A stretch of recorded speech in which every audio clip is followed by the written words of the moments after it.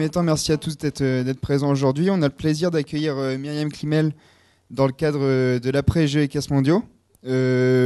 Pour précision, Myriam était ou est, je sais plus. Tu es encore responsable communication donc de l'événement.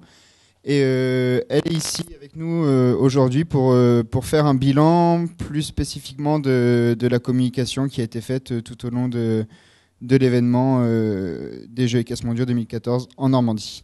Donc pour présenter un peu la conférence, on va faire un petit point sur le parcours de Myriam et ensuite se remémorer un petit peu ce qu'ont été les Jeux équestres mondiaux et voir aussi un peu l'aspect communication de l'événement. Voilà, je laisse la parole à Manon.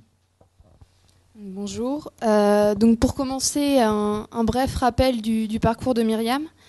Elle est titulaire d'un DES marketing, donc l'équivalent d'un master à Sciences Po Paris.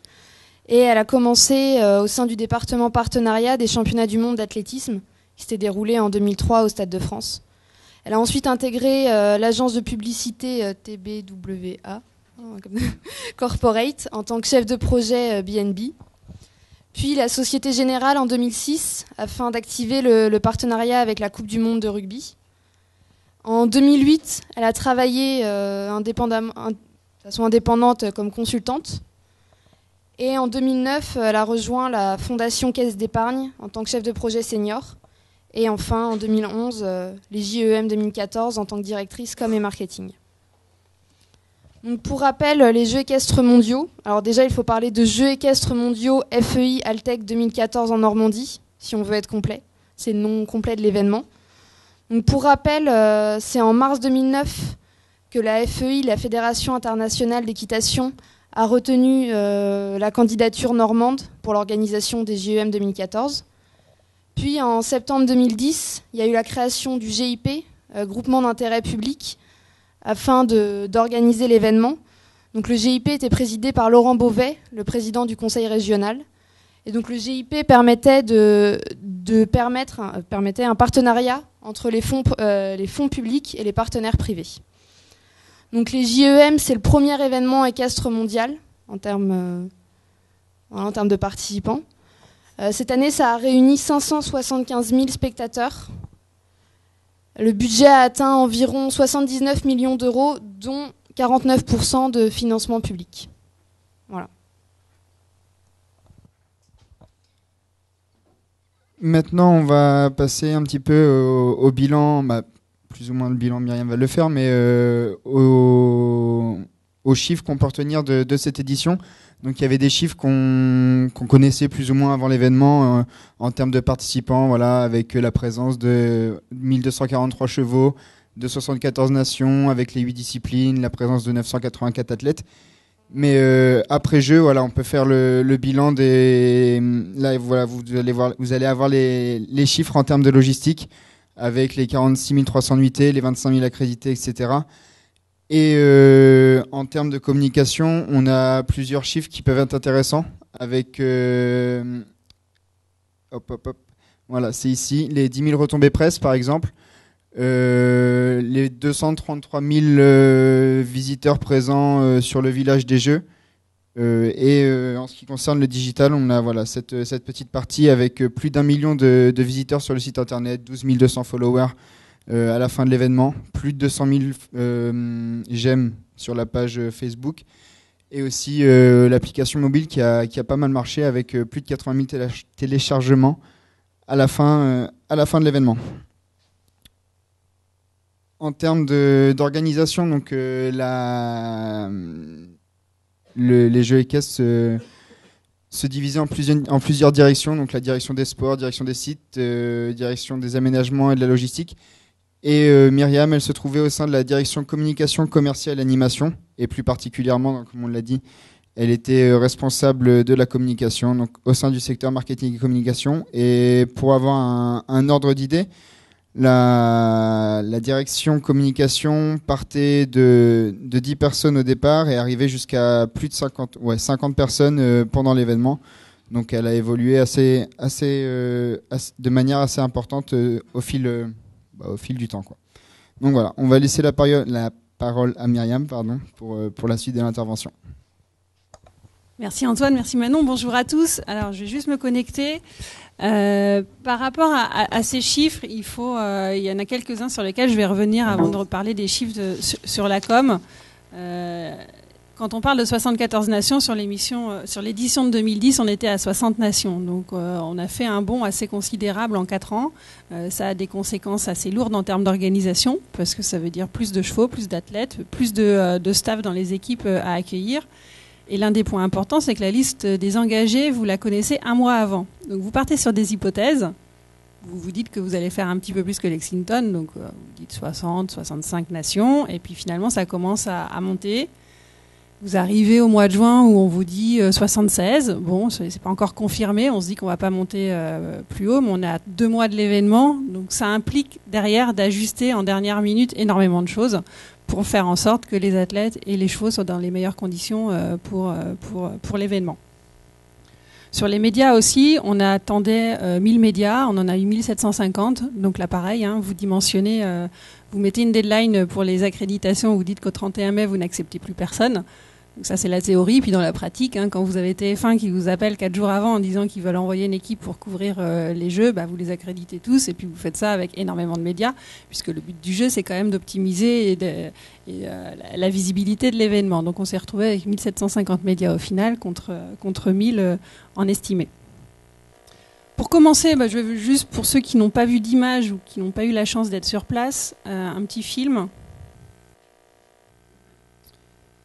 Donc avant de rentrer dans le détail, je voulais juste revenir sur la stratégie de communication et quels étaient les objectifs et d'où on partait surtout. Pourquoi d'où on partait ? Parce qu'on sur les Jeux équestres mondiaux, on n'a pas tout à fait le même bagage que quand on organise un Euro de foot, par exemple, ou des Jeux olympiques. On est certes le plus grand événement équestre au monde, mais avec une notoriété qui est relativement faible pour plusieurs raisons. Déjà, il y a un nom qui est compliqué, Jeux équestres mondiaux, c'est moins impactant que mondial d'équitation. Plus vous rajoutez la FEI, Fédération équestre internationale, le partenaire Titroltech, l'année et le territoire qui l'accueille, ça vous donne un nom avec 56 caractères. En termes d'impact, on a connu mieux. Donc, il faut composer avec ça. Il faut composer aussi avec des disciplines qui sont variées, mais qui, comme je vous le disais tout à l'heure, qui ne sont pas toutes connues au même niveau et qui sont aussi complexes. Alors, quand vous n'y connaissez rien, vous pouvez facilement aller voir de la voltige et puis comprendre ce qui se passe. Sur du dressage, quand vous n'y connaissez rien, je pense qu'au bout d'une demi-heure, 1 heure, vous pouvez vous lasser assez facilement. Donc il y avait aussi cette difficulté de devoir faire la pédagogie de toutes les disciplines, puisqu'on n'est pas un championnat du monde, on est 8 championnats du monde, et qu'à un moment donné, le succès, il se mesure aussi si on arrive à remplir les tribunes de toutes les disciplines. En France, on a une chaîne qui est dédiée au cheval, Equidia, c'est une énorme chance, mais il y a un intérêt quand même médiatique pour les sports équestres qui est assez faible. Vous avez de temps en temps un petit passage au JT, mais surtout parce qu'il y a un people qui est monté à cheval ou une petite vignette sur le Gucci Master ou le saut Hermès. Mais si vous voyez autre chose que du saut d'obstacle au JT de 20h, vous m'appelez. Un sport qui est très pratiqué en France, c'est la 3e fédération olympique avec plus de 700 000 licenciés.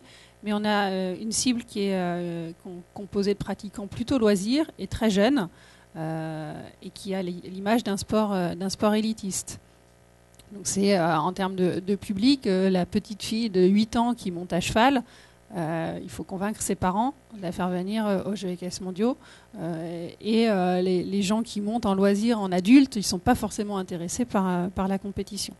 On a des bons résultats des Français depuis des années, régulièrement des titres aux Jeux olympiques sur les plus grandes compétitions. On a des Français dans le top 10 des meilleurs athlètes, mais qui ont une très faible notoriété des cavaliers. Si je vous demande là de me citer 3 cavaliers, alors maintenant avec les Jeux équestres mondiaux, vous avez peut-être progressé, vous êtes capable spontanément de donner quelques noms. Voilà, si on vous demande de citer 3 footballeurs et que vous vous adressez à n'importe qui dans la rue, il arrivera toujours à vous sortir un Platini, un Zizou et compagnie. Sur les cavaliers, c'est un peu plus compliqué. On est sur des sites prestigieux en Normandie, avec un territoire qui a une forte notoriété. C'est très important à l'international. Quand vous prononcez Normandie, on sait où ça se passe. Et ça, c'était une vraie force. Mais c'est aussi une première.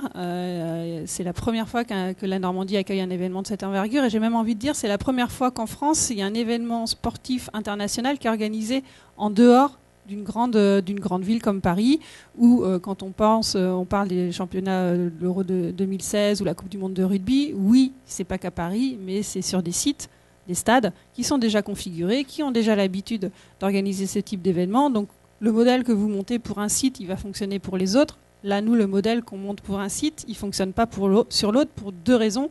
La première, c'est qu'aucun des sites n'est configuré de la même manière. Et la deuxième, c'est qu'ils accueillent des disciplines différentes. Donc, ce que vous mettez en place pour le stade d'Ornano, ça ne peut pas fonctionner au Haras National du Pin. Et à l'inverse, ça ne peut pas fonctionner sur l'endurance. Donc, il y a vraiment du sur-mesure à faire. Et puis, la nécessité de rassurer, puisque en amont, on avait cette vigilance de faire comprendre aux Normands que ça n'allait pas être l'enfer pendant 15 jours, mais aussi avant, par rapport aux travaux qui étaient menés, et que c'était plutôt une opportunité pour le territoire, donc faire passer ce message-là. On était sur des dates qui étaient sans concurrence, avec d'autres grands événements sportifs en termes de retransmission télé notamment. À la base, on était positionné beaucoup plus tôt et on avait demandé à être décalé du fait justement de ne pas avoir en face de nous des championnats d'Europe de natation par exemple. Et aussi parce que par rapport aux hôteliers, ça permettait de prolonger la saison touristique. Et en termes de disponibilité des hôtels, on a plus de disponibilité sur fin août, début septembre que sur la mi-août. Et en même temps, on est du coup tombé sur une période de fin de vacances scolaires et de rentrée. Donc il fallait composer avec et se dire qu'en ciblage, si les familles doivent venir, c'est plutôt la première semaine. Et sur la deuxième semaine, réussir à séduire un autre public. Donc voilà le panorama. Après, ce qui est important, c'est que vous partez d'une feuille blanche. Pour deux raisons. La première, c'est que ce qui s'est fait sur les éditions précédentes à Lexington, c'est pas l'édition normande dans l'état d'esprit, dans la stratégie, donc vous ne pouvez pas réappliquer ce qui s'est fait. La deuxième, parce que la Fédération équestre internationale ne vous donne rien. Quand je dis rien, c'est qu'elle ne vous donne même pas un fichier presse avec les 10 noms des journalistes les plus influents. Vous partez de zéro, à vous de vous constituer votre fichier, à vous de comprendre à qui parler, comment, à vous d'aller chercher les infos pour savoir ce qui s'est fait avant, parce que vous n'avez aucun échange avec les précédents organisateurs aussi. Donc c'est formidable, parce que du coup, vous pouvez créer, vous avez tout à créer, et en même temps, vous perdez quand même beaucoup de temps au départ à essayer de monter la stratégie. Sur la stratégie qu'on a retenue, parce qu'on peut avoir plusieurs objectifs, et à un moment donné, il faut se concentrer sur ceux qui ont été définis et se dire que forcément, ça ne va pas en remplir d'autres, mais ils n'étaient pas prioritaires. Le premier objectif, c'était le soutien des ventes.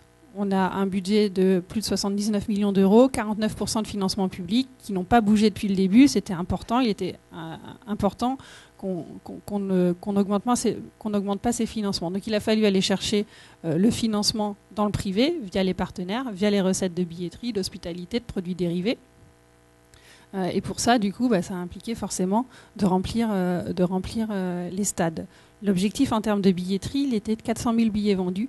On est à 575 000. Donc il a été largement dépassé et atteint.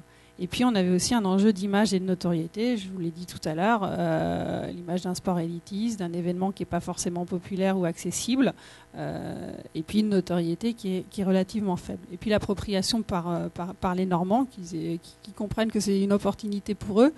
Ça, on l'a plus travaillé avec les collectivités et le projet territorial dont je ne vais pas parler ici. On était plus en soutien et en appui, on était plus le prétexte.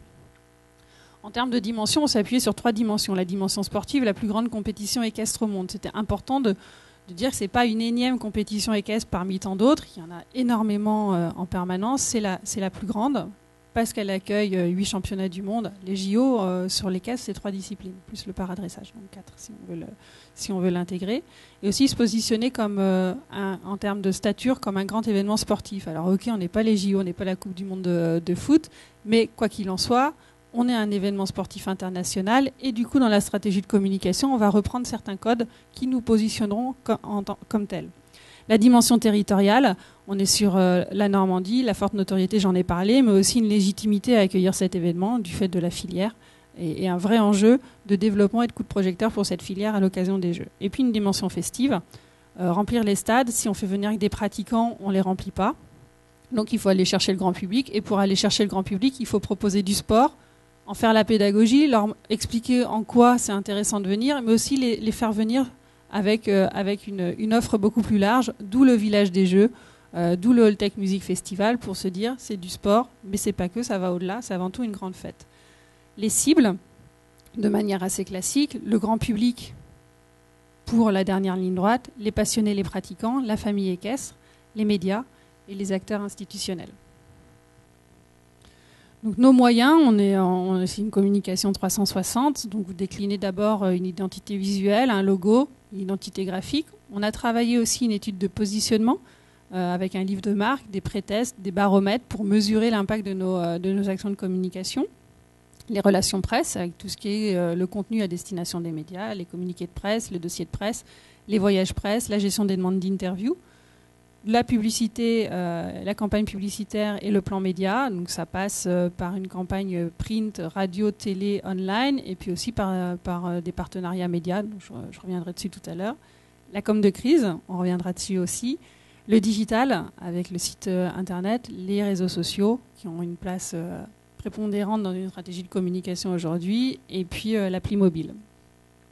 Les éditions et les supports, à la fois des supports de vente, des supports d'information, des supports de promotion, et puis tous les guides et programmes, et enfin tout ce qui est événementiel et promotion, dont on va revenir aussi dessus. Donc le retour, la mascotte, les kits de promo, les opérations événementielles, toujours autour des dates clés, J-1000, J-500, J-365, J-100, et puis le comité des ambassadeurs. La montée en puissance, on a décidé de partir assez tôt, 2011, c'est 4 ans avant les Jeux. Dans la tête des gens, c'est loin. Et en même temps, il y avait une forte attente à la fois des pratiquants, puisque c'est la première fois que la France accueille cet événement, donc ils ont envie de se sentir impliqués, ils ont envie de savoir comment il se construit, et à la fois des Normands aussi, pour être assurés. Donc on a commencé à sensibiliser dès 2011, et puis je vous ai mis 3 indicateurs parmi tant d'autres, le nombre de communiqués de presse, le nombre de fans sur Facebook et puis le nombre d'opérations de promotion terrain. Il y en a d'autres qui pourraient être tout aussi parlants, mais c'est pour illustrer la montée en puissance. Sur 2012, une nette progression. On est toujours sur de la sensibilisation, sur de l'information, sur de la pédagogie, avec des outils comme la vidéo 3D qui a été développée par l'agence Cassius Belli, qui est normande.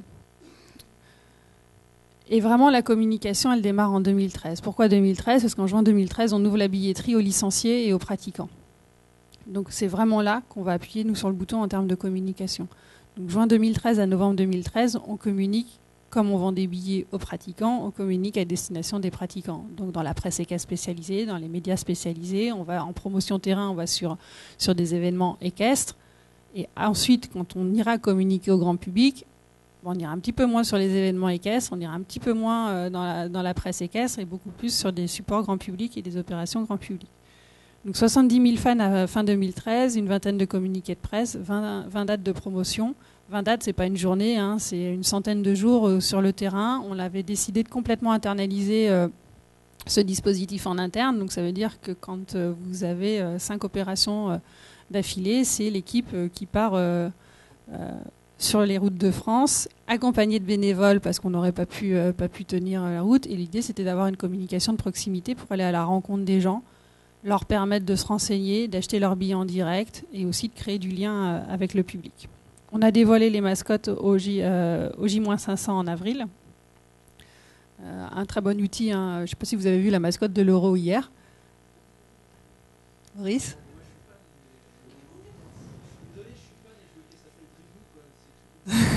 Nous, on veut qu'elle s'appelle Super Victor, en hommage à Victor qui était dans l'équipe, mais on ne sait pas si on va y arriver. Bon, voilà, la mascotte, c'est indispensable. Ça coûte pas très très cher comme outil. Si elle est bien pensée et si elle n'est pas trop marquée et qu'elle est relativement neutre mais sympathique, vous gagnez. Quand vous mettez Norman dans la rue, les gens, pas que les enfants, je tiens à le préciser, parce que Norman a eu beaucoup de succès auprès des adultes, viennent. Et ça crée du lien, et ça permet d'approcher et d'entrer en contact. Et en 2014, ouverture de la billetterie à l'unité au mois de mars. Donc là, on démultiplie la force et la prise de parole dans les médias. Et forcément, il y a une plus grande montée en puissance sur les réseaux sociaux, puisque plus l'événement approche, plus le public se sent concerné. Je vais revenir un petit sur certaines actions. L'affiche, vous l'avez déjà vue. C'était quoi l'enjeu? Si vous voyez le panorama des affiches d'équitation, c'est souvent un cheval, une tête de cheval ou un cheval avec un cavalier qui saute. Nous, fallait qu'on se démarque. Il fallait qu'on mette en avant l'ensemble des disciplines. Il fallait qu'on montre instantanément que ça se passait en Normandie, sauf que la Normandie, vous ne pouvez pas la réduire au Mont-Saint-Michel, parce que sinon l'Orne et le Calvados et la Haute-Normandie ne sont pas contents. Donc il faut réussir à intégrer cette dimension territoriale et à valoriser l'ensemble des territoires qui composent la Normandie. Et puis il faut intégrer un certain nombre de contraintes. Le nom de l'événement, 56 caractères dans une affiche, ça vous prend un petit peu de place et ça veut dire que c'est au détriment parfois du message. Les logos des partenaires. Et puis votre message et la signature que le spectacle commence. Donc nous, on a eu 3 vagues. Novembre, c'est juin 2014, il y a une erreur. C'est juin 2013 pour les licenciés, novembre 2013 pour les licenciés et le grand public, et puis mars 2014 pour le grand public sur la billetterie à l'unité. Donc la campagne, on l'a déclinée en spot télé, en spot radio et en dispositif online. Le plan média, vous l'avez là d'une manière globale. Donc la presse spécialisée, il y a une presse spécialisée qui est très dynamique sur l'équitation. Vous n'avez pas 1 ou 2 titres comme on peut avoir sur d'autres sports ou pas du tout. Vous avez en France une dizaine de titres et dans les autres pays, c'est 3-4 titres. Donc ça demande aussi un budget média assez conséquent. Nous, on a construit beaucoup de partenariats médias. Ça représente 70% de notre budget média, 30% du budget communication, parce que c'est le seul moyen d'avoir de la visibilité. Et quand vous achetez une, vous avez 5. Je caricature, mais dans l'idée, c'est ça. Et ça vous permet de démultiplier les insertions presse, notamment. On a communiqué en presse quotidienne régionale, Haute et Basse Normandie, dans la presse magazine pour toucher le grand public et aussi dans l'équipe. L'équipe, c'est indispensable en termes de stature et pour positionner l'événement. Si vous ne communiquez pas dans l'équipe, c'est difficile quand même de se positionner comme un grand événement international sans ce support. Et puis, on a eu la chance d'avoir un journal de l'équitation dédié aux Jeux équestres mondiaux sorti par l'équipe et encarté dans l'équipe. Donc, ça donne un sacré coup de projecteur. Sur Internet, qui nous permet de beaucoup plus cibler et de faire passer des messages, notamment on s'en est beaucoup servi quand il y avait des offres promotionnelles sur la billetterie. La radio, un partenariat avec France Bleu et le groupe Radio France et France Info, une grosse visibilité, et puis une campagne en local sur toutes les radios indépendantes en Haute et Basse Normandie. L'affichage, on a eu plusieurs campagnes grâce au partenariat avec Exterion, à la fois en Normandie, Haute et Basse, les régions limitrophes et l'Île-de-France, dont Paris. On a eu plusieurs campagnes à Paris, dont dans le métro parisien. Et on a aussi eu une campagne dans le métro de Londres en mai 2014 à l'occasion du J-100 pour aller chercher en dernière ligne droite les Anglais. Et puis on s'est appuyé aussi, on a cette chance, à des collectivités très impliquées qui nous ont beaucoup aidés. Et notamment, elles bénéficient de réseaux d'affichage qu'elles nous ont mis à disposition, ce qui permet de démultiplier quand même les opérations. En télé, uniquement à travers du partenariat avec Equidia et France Télévisions. Là, vous voyez l'opération en Gare Saint-Lazare au printemps 2014, qui a été fait en partenariat avec le comité régional de tourisme. La campagne dans le métro de Londres sur une quinzaine de stations plutôt assez centrales, donc un très bon impact et sur des formats plutôt sympas. Le retour, j'en ai parlé tout à l'heure, mais c'était un vrai parti pris pour nous que d'aller à la rencontre des gens. Donc on a créé un outil, le vent, que vous voyez en haut à droite, qu'on a aménagé en espace de promotion et d'information, et ça permet d'avoir du clé en main quand vous vous déplacez tous les 3 jours sur le terrain. Alors ça permet d'avoir du clé en main. En fait, vous vous rendez compte que une opération sur tel événement n'est pas la même que sur l'autre. Vous êtes sans arrêt quand même en train d'adapter. Mais c'était un bon outil de promotion. Et puis on est allé sur des événements internationaux en Angleterre, en Allemagne, en Espagne, sur les grands événements équestres français, donc le Salon du Cheval et Équitalion, la Baule, les finales Coupe du Monde, et puis aussi sur les grands événements équestres normands. On ne peut pas aller partout. À un moment donné, il y a des compétitions en permanence tous les week-ends, il faut faire des choix. Et puis à un moment donné, on a aussi basculé sur des événements plus grand public, puisque la cible équestre pour nous était suffisamment travaillée. Donc aller sur les courants de la liberté, sur le festival Beauregard, s'inviter au Tour de France, ce qui nous permet d'émerger. et d'aller à la rencontre du grand public et de les séduire. Peut-être que par la publicité, c'était pas suffisant. Quand ils passent sur le stand, qu'ils ont discuté 5 minutes avec l'hôtesse qui leur a expliqué que la voltige, ça coûte 5 € pour leur enfant, 10 € pour eux. C'est peut-être sympa et c'est une manière de participer aux Jeux EQS Mondiaux. Ils sont partis avec leur coloriage Norman pour les enfants, la photo pour les parents et l'envie de se dire finalement c'est peut-être pour moi quand même cet événement.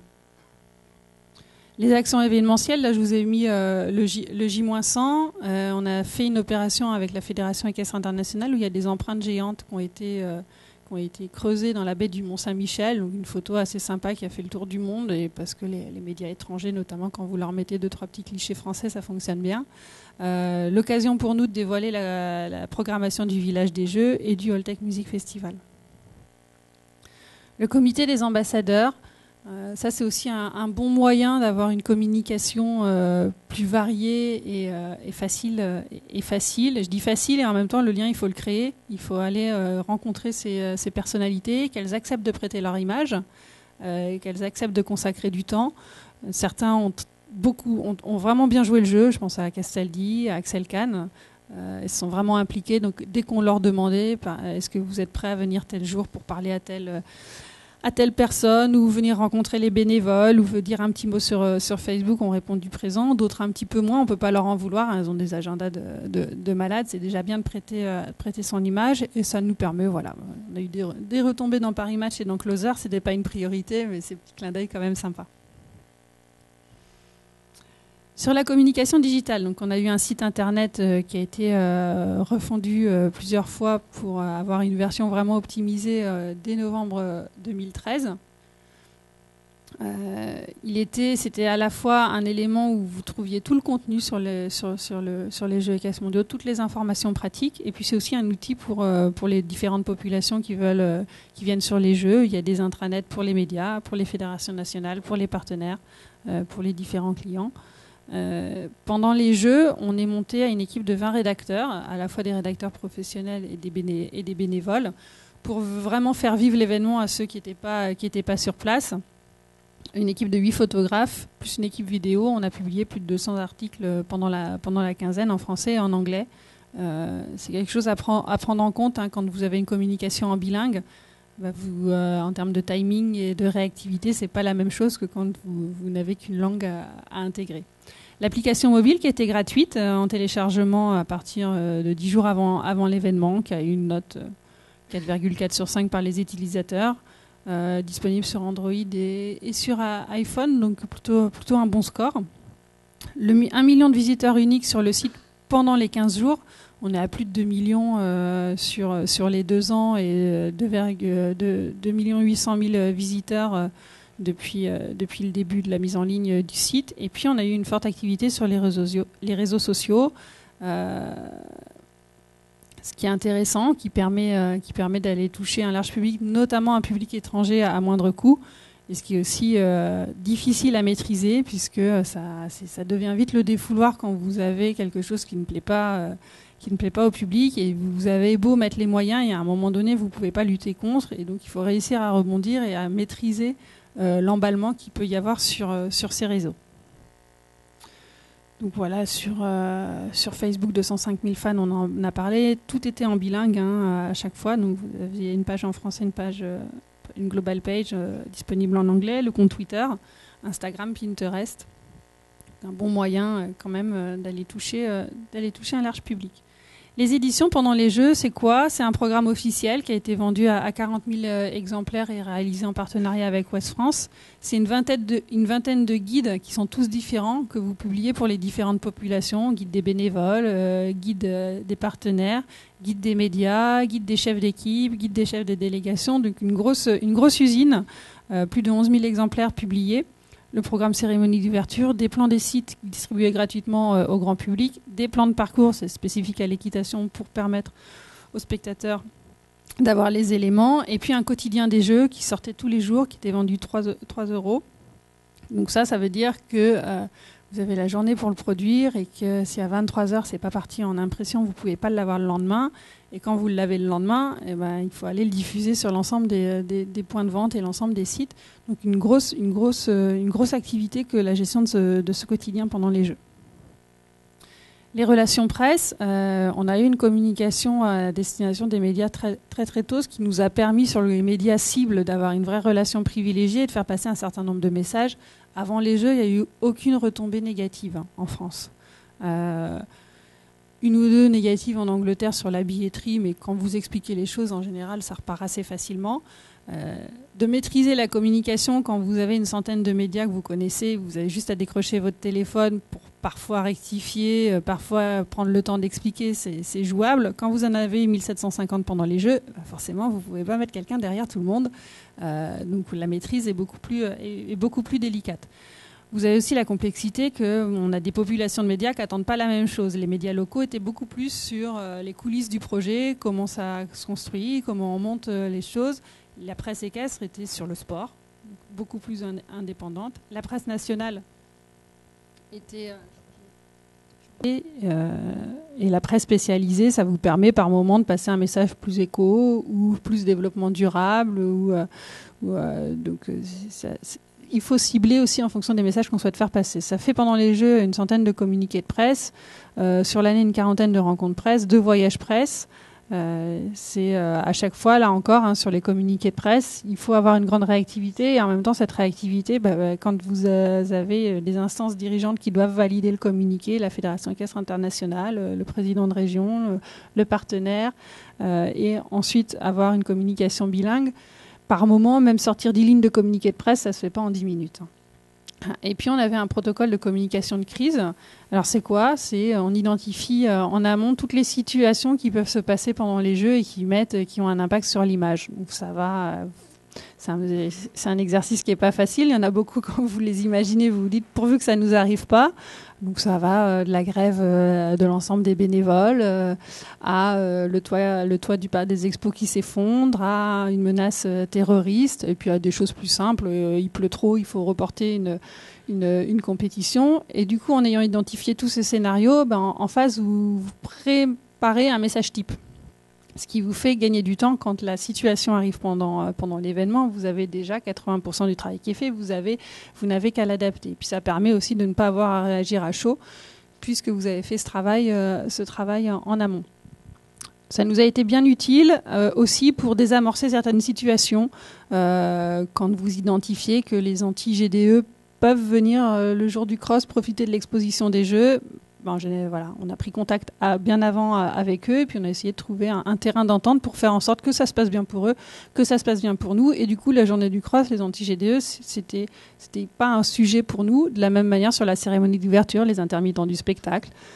C'est mieux de savoir avant qu'ils ne vont pas intervenir parce que vous avez réussi aussi à trouver un terrain d'entente. Donc ça permet aussi d'anticiper et de gérer certaines situations. Après, vous n'avez pas de boule de cristal et il y a forcément des choses qui sont imprévues, qui tombent dessus et il faut savoir réagir et communiquer.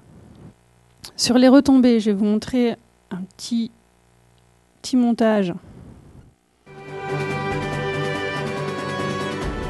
des retombées qu'il y a eu pendant les Jeux principalement là. Donc le JT de TF1 qui a bien couvert l'événement, qui a donné une belle visibilité. LCI, l'équipe 21, BFM.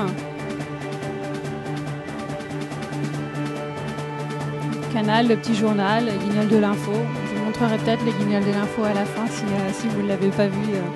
Petit clin d'œil assez sympa. Télématin. Et puis une bonne couverture de la presse nationale. L'équipe, Le Monde, La Croix, Le Figaro, L'Ibé. Évidemment, un énorme travail des médias régionaux. La couverture de Ouest France, de France Bleu a énormément contribué à ce qu'il y ait des reprises derrière. Beaucoup sur les médias internationaux, CNN, la BBC, les médias allemands.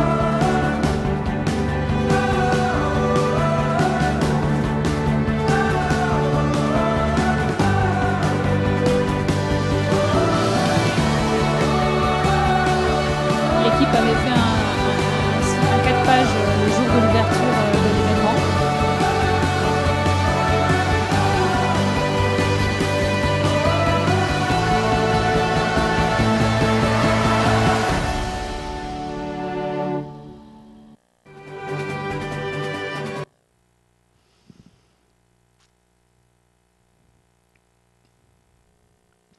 Vous voyez quelques unes qu'on vient de voir. Est-ce qu'on peut laisser éteint en fait, parce que je ne sais pas si au fond vous voyez bien. Merci. Les retombées télé, vous les avez vues aussi, avec des jolis sujets, à la fois sur le sport, mais aussi sur le village, sur la Normandie et la filière, donc des approches assez globales. Et puis on a demandé une étude à Kantar Media, puisqu'à un moment donné, c'est bien d'avoir la parole de l'organisateur, c'est encore mieux de l'avoir d'un point de vue externe, avec des résultats objectifs. Donc, depuis le 1er janvier 2014, ce sont les chiffres pour la France uniquement. Les chiffres à l'international sont toujours en attente et c'est la Fédération équestre internationale qui nous les fournira. Donc, on est à plus de 24 000 retombées, tous médias confondus. Principalement la presse, 63% des retombées. Le web, 32%, la télé, 3% et 2% pour la radio. Juste la télé, petite précision, ça ne comporte pas Equidia qui ne fait pas partie du panel Kantar Media. Quand on voit la couverture qu'ils ont faite en amont et pendant, ça aurait bien augmenté ces chiffres. Plus de 1000 supports différents qui ont parlé des Jeux équestres mondiaux en France, c'est assez énorme. Et évidemment, le pic, on l'imagine bien, c'est pendant les Jeux, plus de 9000 retombées. Ce qui est intéressant, c'est que 30% mentionnent la Normandie et 4000 mentionnent la ville de Caen. Donc en termes de notoriété, de coup de projecteur pour le territoire et pour la ville, c'est assez conséquent. Voilà, vous avez le détail là sur l'évolution de l'année, comment se répartissent ces 24 000 retombées. Et ce qui est intéressant aussi, c'est de se dire, finalement, ok, c'est un chiffre, mais par rapport à d'autres événements, ça représente quoi? Donc on ne s'est pas comparé à la Coupe du Monde de foot ou aux Jeux Olympiques, parce qu'à un moment donné, on ne joue pas dans la même cour. Mais quand on voit, alors voilà, il y a un petit bémol sur ces chiffres en termes de comparaison, c'est que vous n'êtes pas sur les mêmes durées de période observée, mais quoi qu'il en soit, c'est quand même un bon indicateur qui montre qu'en termes de retombées pendant les Jeux, on a quand même on s'en sort quand même très très bien. Mondial de basket, jusqu'au 14 novembre, ils sont à 15 000 retombées. Les championnats d'Europe de natation, 7008, le judo, 1300. Et surtout, ce qu'il faut se dire, c'est que ces événements aussi sont médiatisés à partir du moment où il y a des résultats des Français. Si Teddy Riner ne fait rien au championnat d'Europe de judo, pas certaine que les retombées soient aussi importantes. Donc en effet, l'événement est organisé en France. Oui, les Français ont eu des résultats, et en même temps, l'un des freins aussi aux retombées, c'est que vous avez des médailles de Français, et en même temps, est-ce qu'ils sont reçus à l'Élysée ou par le ministère des Sports officiellement? Non. Est-ce que vous les voyez sur les plateaux des JT de 20h ou de Canal sur la fin des Jeux? Non. Donc, la Fédération française d'équitation aurait pu et aurait dû beaucoup plus valoriser cela. Et là, nous, en tant qu'organisateurs, on ne peut pas prendre la main de la Fédé pour faire ce rôle, et c'est un des points un peu négatifs qu'on retiendra. Mais ce qu'il faut surtout retenir, c'est que voilà, les retombées étaient conséquentes, importantes, et sur des médias de qualité. Je ne vous ai pas montré, on avait le Stade 2 en direct de Caen, par exemple, quand vous avez l'émission qui est délocalisée à Caen avec 51 minutes d'exposition sur le territoire, c'est assez exceptionnel. En conclusion, là, vous avez les chiffres, beaucoup qu'on a parcourus, donc je vais pas revenir dessus. Et si on a un bilan à retenir, le premier, c'est que les objectifs sont atteints, je vous l'ai dit, 575 000 billets alors qu'on avait un objectif de 400 000. En termes de stature de l'événement, on a réussi à se positionner comme un grand événement sportif international. En termes d'image et de notoriété, il y a vraiment eu ce coup de projecteur pendant plusieurs mois, voire plusieurs années avant les Jeux, et surtout pendant l'événement. On a réussi à maîtriser la montée en puissance, parce que quand vous démarrez en 2011, le risque, c'est qu'à un moment donné, vous vous épuisez, vous n'avez plus grand-chose à dire, ou vous lassez. Donc il fallait réussir à maîtriser ça et à monter crescendo. Et puis on a réussi à livrer énormément de choses en gérant beaucoup de choses en interne et non pas en externalisant avec des agences. Après, à retenir, c'est qu'on avait des messages et des cibles trop nombreux. Quand on vous demande de promouvoir 8 disciplines, un village, le Holtec Music Festival, d'expliquer telle décision, de communiquer sur un changement d'horaire, à un moment donné, vous ne pouvez pas tout dire. Donc il faut choisir. Et c'est important de dire, là je suis désolée, mais le message que tu me demandes de faire passer, il n'est pas prioritaire par rapport à celui qui est prévu. Donc soit on peut attendre 3-4 jours et on le fait passer dans 3-4 jours, soit malheureusement, il faut trouver un autre moyen de faire passer le message, mais pas au détriment de celui qu'on a défini comme prioritaire. Ensuite, vous avez des décisions qui sont prises par l'organisation. Et en termes de communication, ça peut avoir un impact sur l'image. Je vais prendre 2 exemples. Le Holtec Music Festival, il y a un dispositif pour accéder au Holtec Music Festival qui était très complexe, qui a été mis en place. Donc vous, quand on vous donne la feuille et qu'on vous dit va expliquer maintenant au grand public ça, c'est compliqué. Donc il faut trouver le moyen de faire simple sur un dispositif compliqué. Et 2, il faut donner envie, sauf que comme c'est compliqué, donner envie, ça en freine pas mal. Et puis aussi une gestion des médias qui n'était pas adaptée. Je vous ai parlé de 1750 médias là où on attendait 1000. Nous, sur la communication, on gère les relations presse, c'est-à-dire qu'on gère le contenu qu'on remet aux médias avant, les demandes d'interview qui concernent le comité d'organisation. On ne gère pas sur place tout ce dont ils ont besoin pour travailler. Une accréditation, un espace de travail, une connexion Internet, les résultats, c'est une autre équipe qui le gère.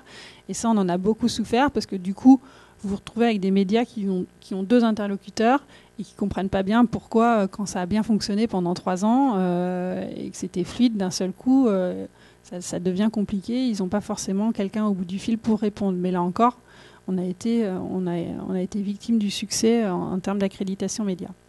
Et puis un manque de réactivité face aux critiques pendant l'événement. Et à un moment donné, quand les critiques pleuvent, justifiées ou non, comme je vous le disais, quand il y a trop de messages, on peut pas répondre à toutes les attaques et à toutes les critiques qui sont formulées. Donc, faut choisir. Et puis surtout, quand vous avez la tête dans le guidon, il y a un moment collectivement, il y a un moment donné, vous n'avez plus la même fraîcheur pour aussi réagir. Mais quoi qu'il en soit, c'est quand même un très bon bilan, un très bon coup de projecteur, une belle réussite que ces 15 jours. Et puis, on attend de voir maintenant la prochaine édition en 2018 au Canada avec impatience et voir comment ils réussiront leurs 15 jours également. Et puis oui, pour finir, je vous avais mis l'équipe quand même parce que c'est donc on était 10 donc dont 5 stagiaires pour toute la communication, et pendant l'événement, on a été renforcé par une équipe de 20 bénévoles. Une équipe de rédacteurs, donc ça a monté l'équipe à 50 personnes. Ça peut paraître beaucoup, en même temps vous êtes sur 8 sites différents à couvrir, vous êtes sur 15 jours d'affilée, sur des amplitudes qui sont plus proches du 6h minuit, 2h du matin que du 9h, 18h, donc faut réussir à tout livrer, à être présent partout. Et puis on était accompagné d'agences et de prestataires sur la publicité Prodéo pour la conception de l'affiche et de l'affiche et de la campagne, Écran Média pour le plan média. Sur les relations presse, on avait une agence qui gérait, une attachée de presse qui gérait les relations presse à l'international et en France, et puis une attachée de presse sur les retombées, sur la gestion des médias locaux, parce qu'ils n'ont pas les mêmes attentes, les mêmes besoins, et qu'à un moment donné, c'était une cible prioritaire pour nous, donc on a décidé de leur attacher les services de quelqu'un qui les connaissait bien. Sur le digital, c'est l'agence Adviso qui est rennaise, qui a fait le site internet. Netco sur l'application mobile, i5 et Boom Promo sur le développement des jeux sur les réseaux sociaux, le community management était réalisé en interne, et puis Ovideo pour tous les petits montages et sujets vidéo qui ont été réalisés. Et les éditions et supports, que des prestataires locaux, Unix Studio, Canrepro pour l'impression, Print & Co, Publineo. Il faut savoir qu'on est un groupement d'intérêt public, donc on ne fait pas ce qu'on veut. Il y a des marchés, il y a des consultations, et c'est par rapport à des critères très précis que vous sélectionnez vos prestataires. Et notamment, le critère « j'habite en Normandie » ou « je suis normand » n'est pas un critère entendable.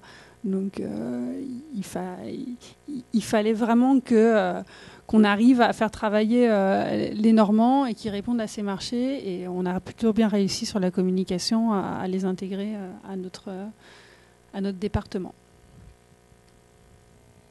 Voilà, un petit montage pour finir. Et si vous avez des questions, je peux compléter, revenir.